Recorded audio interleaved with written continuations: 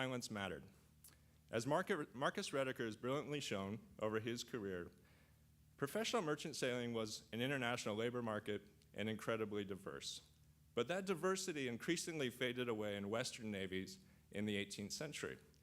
Where they had once been basically the same thing, sailors increasingly came to see warships and merchant ships as different entities.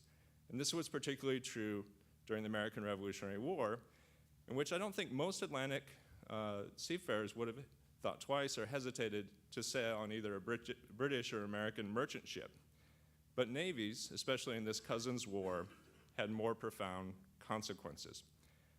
Another takeaway evident in several of the papers from the conference is how ill-formed and nascent the United States was in the American Revolution. I think we sometimes expect too much from the Revolution. This was the case with voluntary service in the Army and Navy, which was often involuntary. I want to read you recruiting instructions for the early US Navy.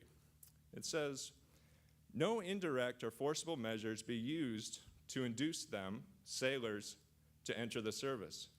It being important that those who enlist should feel an inclination for the service, no indirect means are to be used to inveigle them, and therefore no individual must be enlisted while in a state of intoxication, nor must be sworn in until 24 hours after signing the enlistment."